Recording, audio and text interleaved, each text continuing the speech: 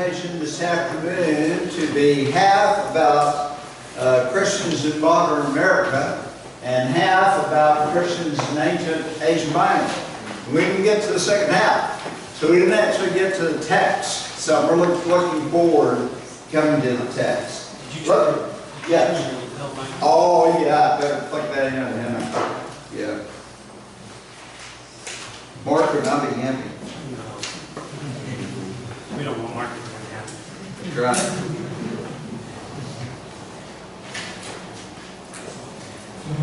Okay, this appears to be working now. Plug this in and we'll be good.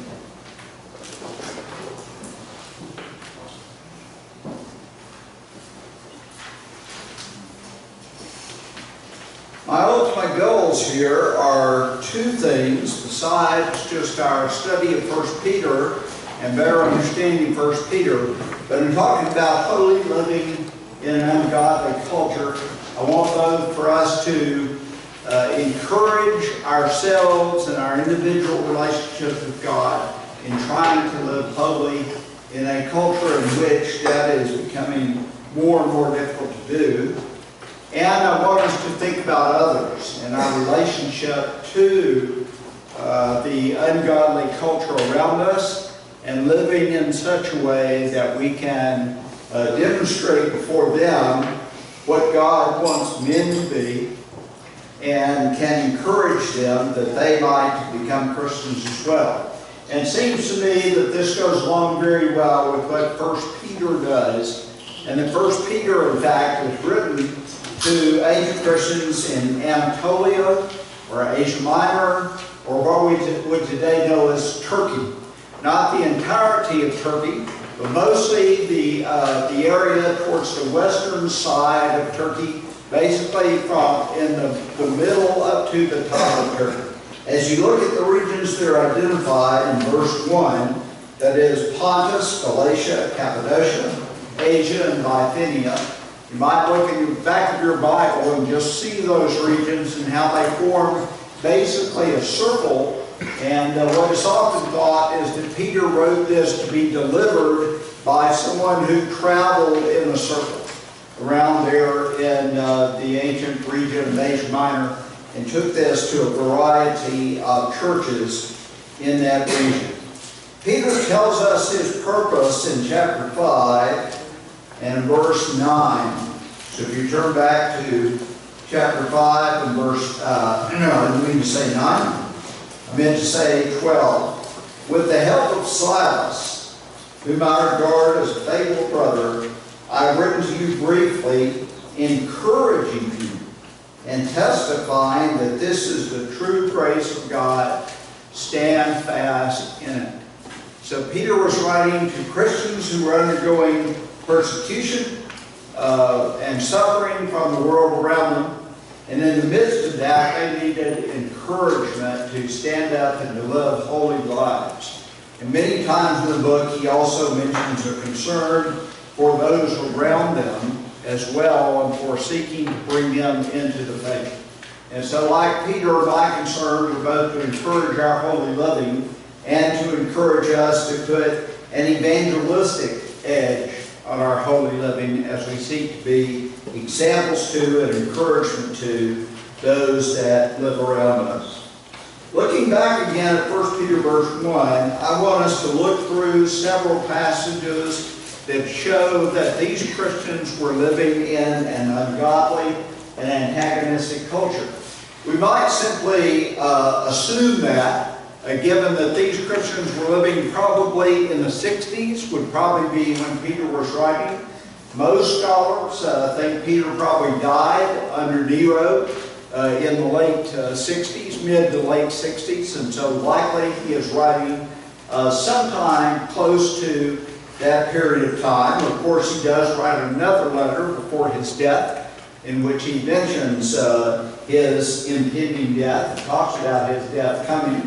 But here in 1 Peter, he's probably writing in the 60s, probably from Rome. And we'll talk some about that as we find his reference to Babylon in chapter 5 likely a metaphorical reference to the city of Rome. Just like Babylon was the center of that evil empire that was looming over the people of God, so it would seem that Rome was the center of the evil empire in the time that Peter was writing, looming over the people of God.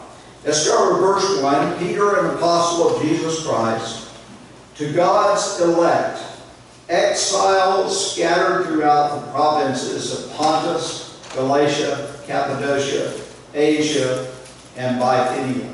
Here we find the regions in which those people lived, and Peter's description of them as both exiles and as a diaspora, a scattered or dispersed people in these particular regions. We're going to come back at a later point to talk more about this notion of them living as exiles. Let's look at chapter 2, verses 11 and 12. Dear friends, Peter says, I urge you as foreigners and exiles to abstain from sinful desires which wage war against your soul. Live such good lives among the pagans that though they accuse you of wrongdoing, they may see your good deeds and glorify God on the day He visits us. This is one of the most important couple of verses in Peter, and really says a lot about what he's writing about. On the one hand, he's encouraging these Christians to abstain from sinful desires that wage war against their soul. They live in the midst of an ungodly and pagan culture, and they find that waging war against them, trying to take them out of their relationship with God and send their soul to eternal damnation. And then in verse 12, live such good lives among the pagans that though they accuse you of doing wrong, here's a clear reference to them being mistreated by their neighbors and those around them, they may see your good deeds and glorify God on the day He visits us. That He wants that life to be such that the people who are their accusers, who don't like them, who are speaking against them, might look at their lives and look at what they do, and they will end up glorifying God, presumably because they will be converted. If they're not converted, it doesn't seem like they're likely to be among those who glorify God when He visits us on the day of that visitation. Then look at verses 18 and 19 in chapter 2. Slaves, in reverent fear of God, submit yourselves to your masters, not only to those who are good and considerate, but also to those who are harsh. For it is commendable if someone bears up under the pain of unjust suffering because they are conscious of God. Here he talks to slaves who are being mistreated by their masters, perhaps even because they are Christians. And he tells them that they have to be obedient not only to the kind, but also to those who are harsh because of their consciousness of God. Eventually, perhaps with the hopes that even those who are mistreating them will be converted. Turn to chapter 4, verses 3 and 4. For you've spent enough time in the past doing what pagans choose to do, living in debauchery, lust, drunkenness, orgies, carousing, and detestable idolatry.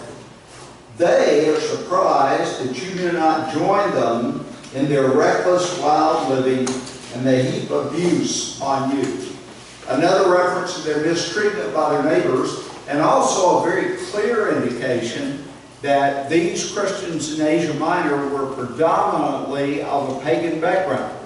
Even though Peter often uses images that refer to Jews in the book to refer to them, and even though there have been those in the history of interpretation of Peter who have said probably these were predominantly Jewish Christians, there are several passages in the book that seem to indicate otherwise, and this will be one of those. Seems to indicate that these were pagan Gentiles who, during Peter's lifetime, who were on the cutting edge of those who became Christians in Asia Minor, and they had left this kind of lifestyle and come out and were living this new life, a new life that had caused those that they used to hang out with to heap abuse on them. Then look at chapter 4, verses 12 through 16, a fairly lengthy section here that's one of the more details about their suffering. Dear friends, do not be surprised at the fiery ordeal that has come upon you to test you. Notice that he uses the language fiery ordeal here. Don't be surprised as though something strange were happening to you, but rejoice inasmuch as you participate in the sufferings of Christ, so that you may be overjoyed when his glory is revealed.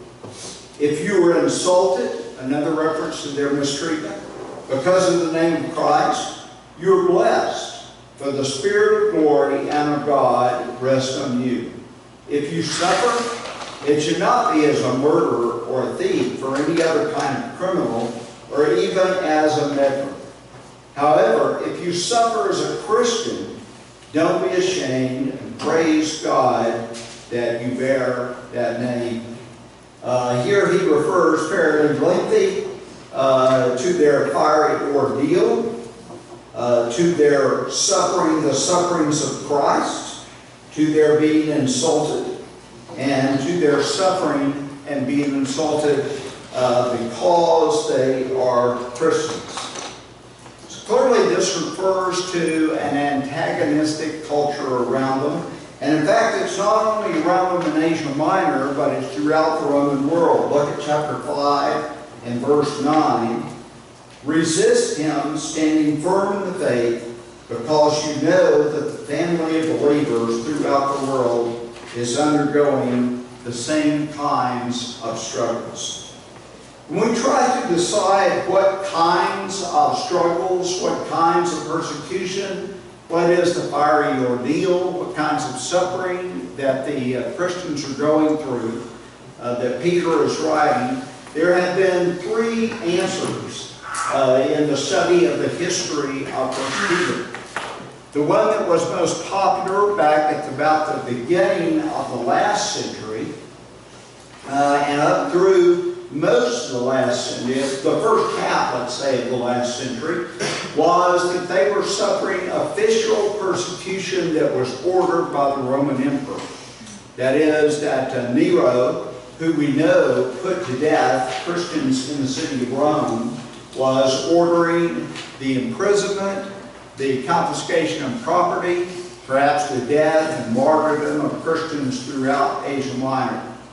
One of the difficulties with that is, as far as we are aware now, on closer looking at the material, Nero does not seem to have done that. There was a fire that broke out in the city of Rome in the year AD 64 in July, and that fire burned about a third of the city. Even some modern scholars think that Nero had that fire set. It broke out in an area of town that Nero wanted to renovate. And it became a great means of renovation for him in the long run, because it got rid of about a third of the worst part of town, and then he could rebuild that area. Well, there are a lot of people in his own time that thought the same thing.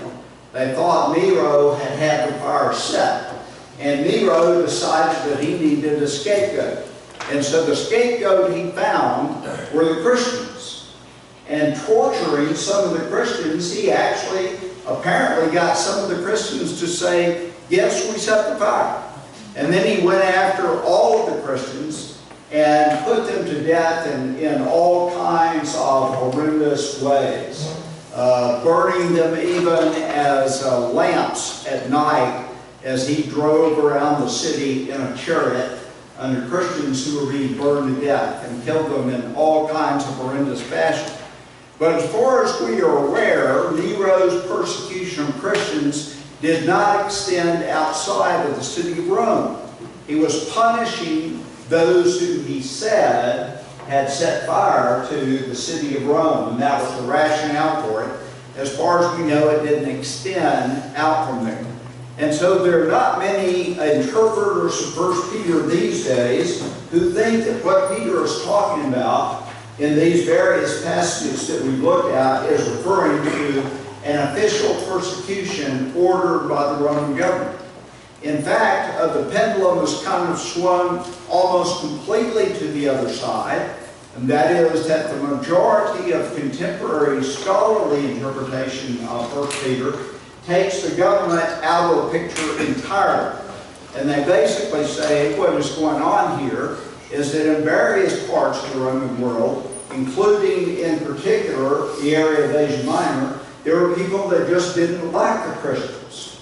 That it would not be good news if you went home and told your parents or you went to work and told your boss that you had become a Christian. That would be bad news. And that most of this persecution that is spoken here is a social type. It is insults. It is abuse. It is maligning these individuals. It is perhaps not hiring someone for a job, or perhaps firing someone from a job that they had before. It's a variety. It's perhaps excluding someone from your family. You're not my son or daughter anymore because you become a Christian. And those kind of things are surely included in what Peter has in mind, and they surely happen in various places all around the Greco-Roman world. And they cause us to think of the situation into which we seem to be headed more and more in our society, in which it's not a good thing to be a Christian in the eyes of many people, but a bad thing to be a Christian. And it's something derogatory to say about others. I actually hold to a third view, and the third view is a little bit of both. And that is that we can't make the government totally innocent of this, but the fact that Nero was willing to persecute these Christians in this way, and the fact that even from the very top at the emperor, there was a bad and hateful attitude towards Christians, promoted a situation in which throughout the empire, any Christian might at any time undergo a wide variety of kinds of persecutions and not have fear any kind of recrimination from the government. It wasn't like the government was going to try to take care of this situation and come in and do something about it. In talking to students, I often liken this to the situation that many African Americans found themselves in this country in the years from the time of the end of the Civil War until up to we get to around the 1950s or 60s or so. And that is that there wasn't very much done to punish people who mistreated and abused black people all over the country, especially down in the South, and that even lynchings and things of that sort very seldom brought any kind of government punishment.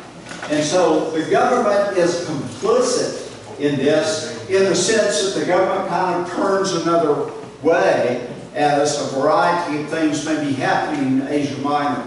And so it seems to me that likely what we need to think about here is a situation that we can be thankful is worse than ours.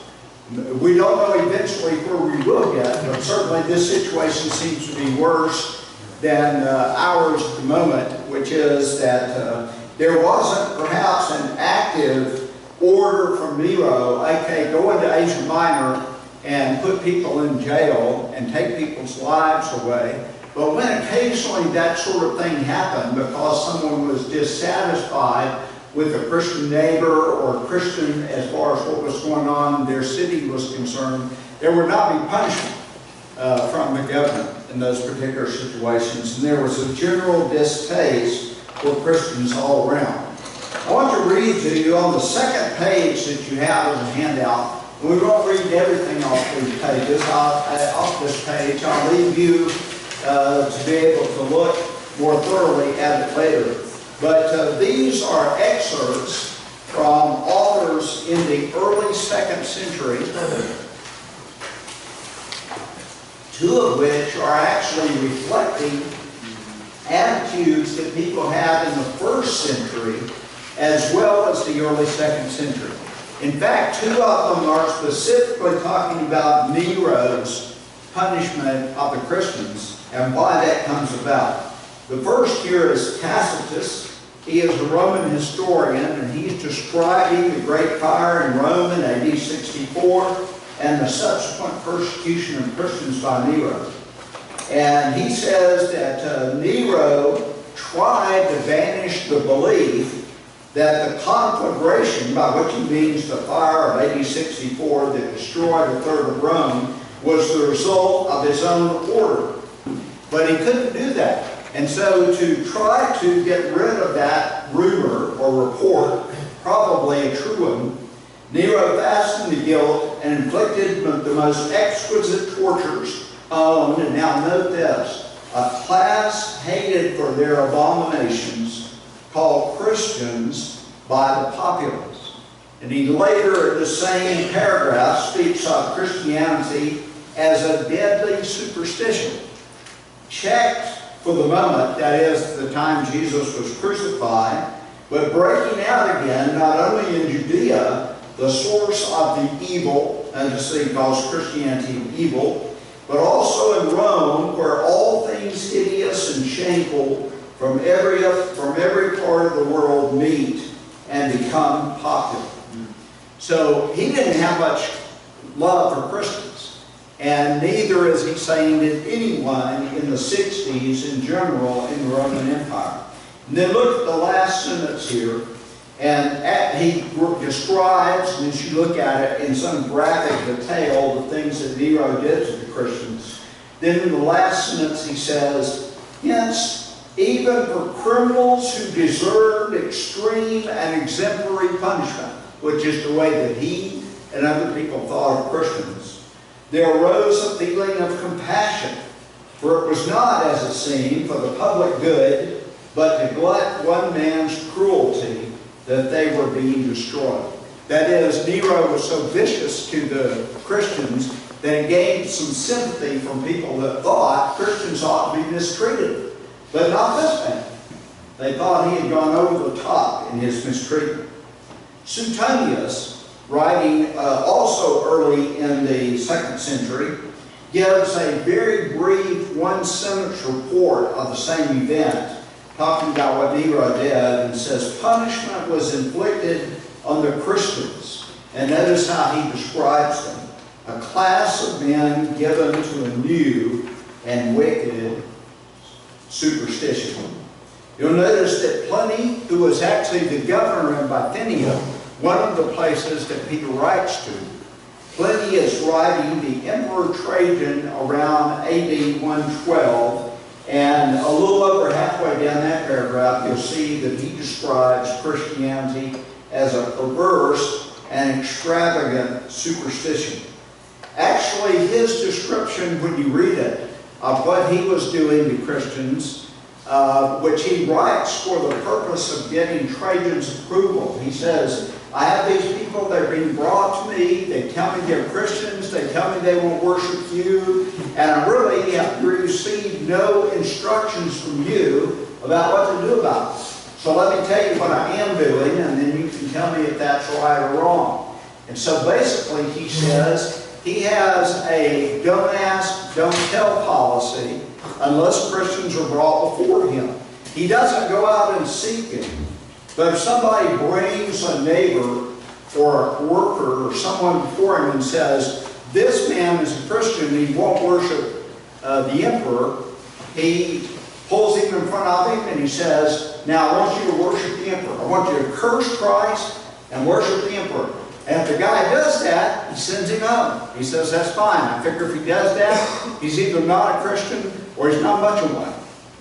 And on the other hand, if a guy won't do that, he won't worship the emperor, and he won't curse Christ, then he puts him to death. And he says, I figure he ought to die, if nothing else, just for stubbornness.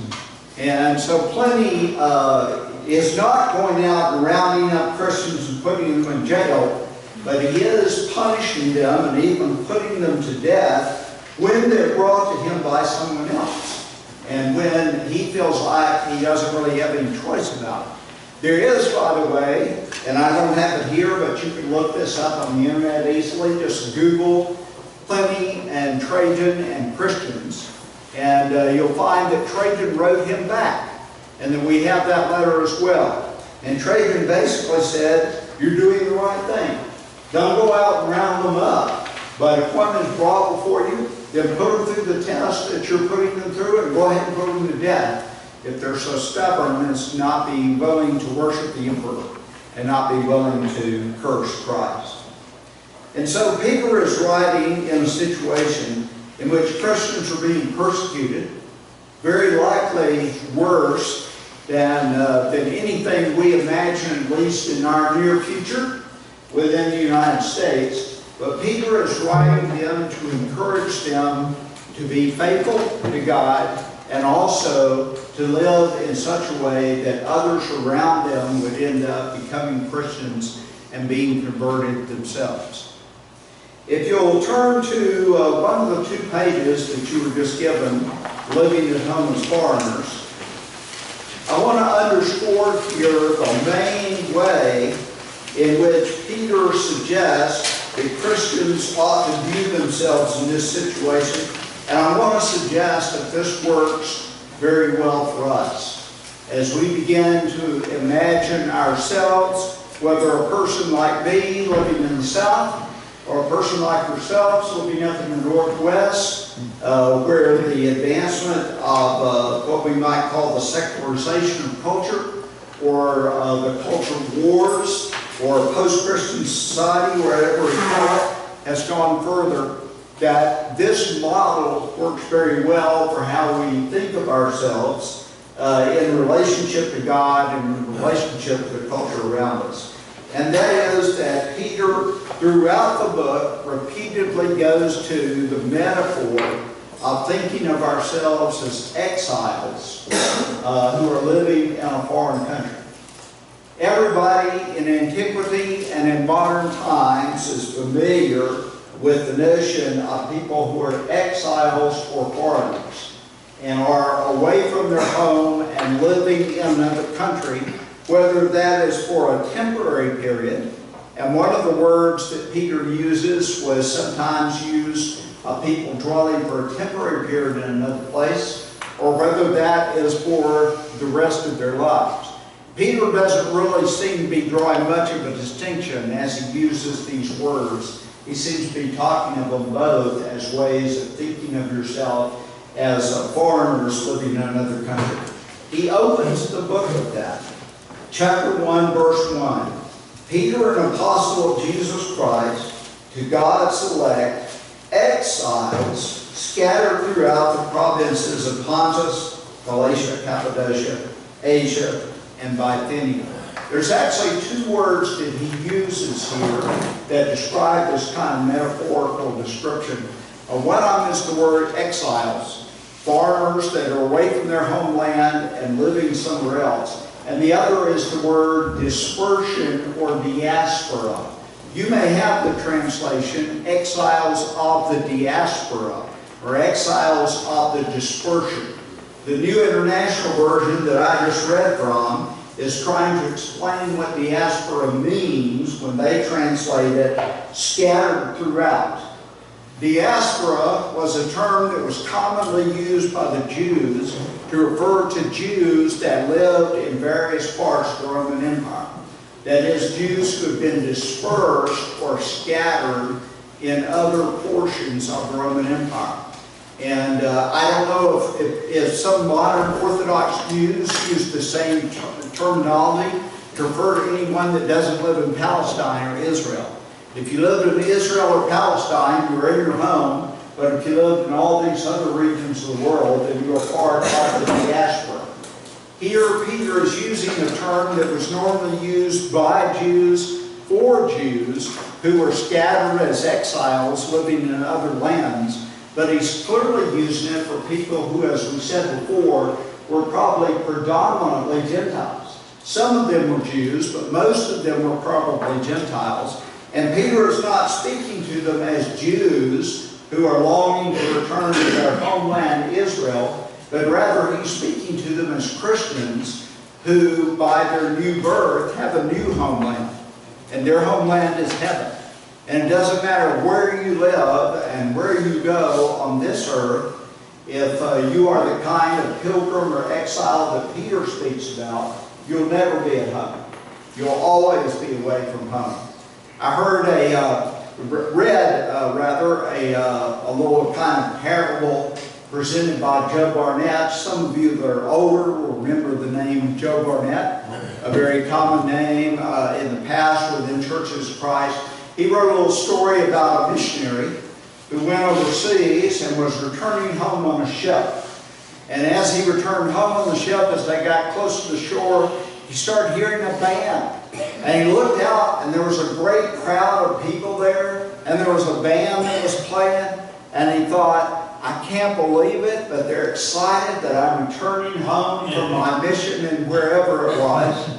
And so he's getting all excited, and as he walks down the ramp off of the boat, alongside him and moving in front of him is a politician. And that's what all the parade, all the crowds of people, and the band before was for the politician. But the missionary stops and says to himself, "You're not home yet." And that's the attitude that Peter is trying to inculcate within us, that our home is not here.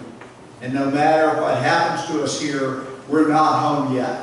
And we're looking for all of this to be reconciled and worked out is in God's own time when He returns for us.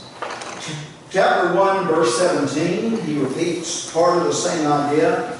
Since you call on the Father who judges each person's work impartially, live out your time as foreigners here in reverent fear. We have a Father and a home that's in another location, and we are foreigners here. And then he combines the two terms in chapter 2 and verse 11. Dear friends, I urge you as foreigners and exiles to abstain from sinful desires that wage war against your soul. So in the first verse, he's called them exiles and members of the diaspora. In the 17th verse of the first chapter, he's called them foreigners. And then in verse 11 of chapter 2, he calls them foreigners and exiles both. Just continuing to expand on this metaphor of people who are living in a foreign land. And then he does it lastly in kind of an indirect way in chapter 5 and verse 13. She who is in Babylon, chosen together with you, sends you her greetings, and so does my son Mark. The reference to Babylon here could be to the Babylon of Mesopotamia. It could be to a fortress that the Romans built, where basically only soldiers lived. It was near ancient Cairo in Egypt that they call Babylon.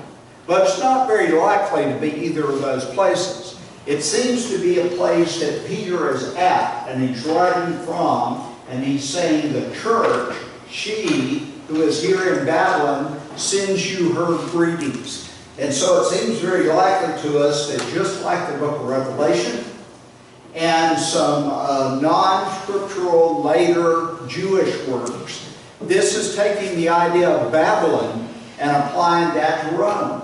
Why? Because just like ancient Babylon, Rome is the head of all these exiles who find themselves living in exile and in dispersion in what would metaphorically then be the country of not Rome, or the empire not of Rome, but the empire of Babylon, headed by the metaphorical reference to Babylon itself.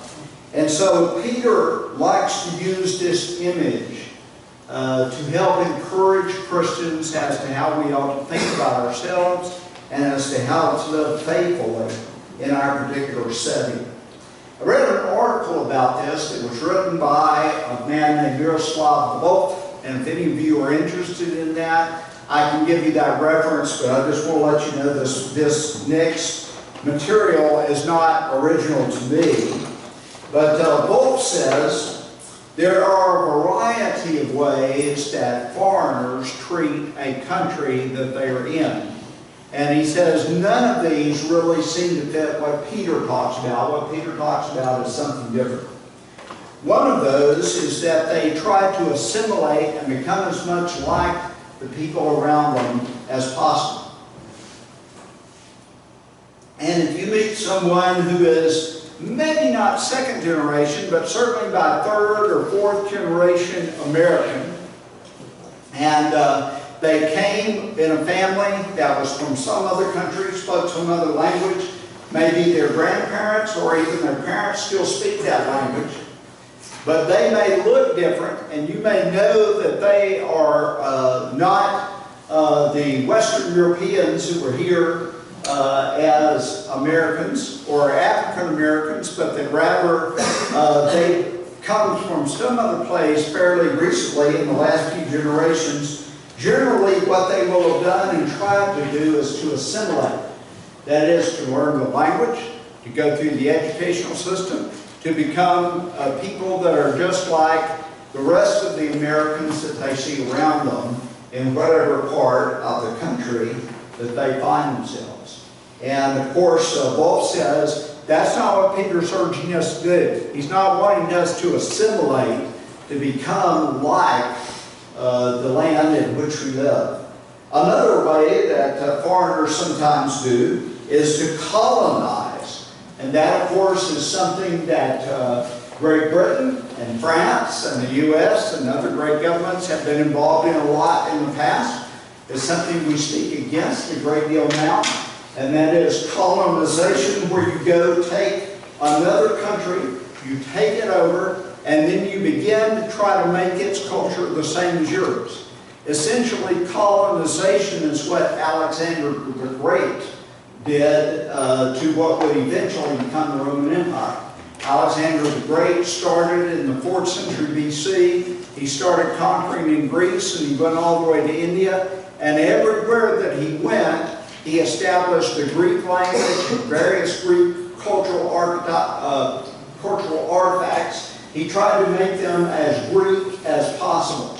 And it became a great benefit to Christianity in the long run because it gave a common language that could be used over a broad span of peoples as at least a second language for those people. But Alexander the Great tried to colonize and shape that culture by force. We would like to shape the culture around us, but not by force. And we're not coming in as outsiders who are from another country colonizing this country, but something very different that we'll point out in the 4th scenario here. The third one we might call ghettoized, and that is to establish a little haven in the New World that's reminiscent of the old. We can think of Chinatown or Little Italy in various cities in the United States, where a group of people come in from an external culture and they try to preserve their own as much as possible by staying in one small region and by turning that region into a little piece of home, a Chinatown or a Little Italy. The similar things have been done religiously. For example, by the ancient group that wrote the Dead Sea Scrolls. They went out beside the Dead Sea to a place called Qumran, and they established their own little place there. And they kind of walled themselves off and tried to live different from the culture around them. The Amish would be a good example of someone who's done basically a similar thing. The Amish have done so for religious, not just cultural reasons to wall themselves off. Again, as Christians, that's not the image that Peter is trying to get us to use the way he's trying to get us to live. He doesn't want us to assimilate. He doesn't want us to colonize. He doesn't want us to ghettoize. What we might say he wants us to do is to transform. And we are not an insertion of something new that comes from outside, but rather something that bursts out fresh from the inside. And that is the people that he was writing to, the Christians in the 1st century. They were themselves pagans. They themselves lived in these ways. They themselves engaged in debauchery, lust, drunkenness, orgies, carousing, and detestable idolatry, and then they received a new birth. They didn't come in from the outside, they came up from the inside through a new birth in which they became something different and became a transformation from within. And so I think Wolf had a good idea when he suggests that we as Christians, using this image of exiles, are not here to assimilate. We're not here to colonize. We're not here to ghettoize, but we're here to transform from within. And that our lives and our relationship to God need not only to be just encouraged in themselves, which they do. We need to talk about how to live a holy life over against the culture around us and its pressures to do what it wants us to do. But it also needs to be done with them in mind, that the transformation is not just for us, it's from them.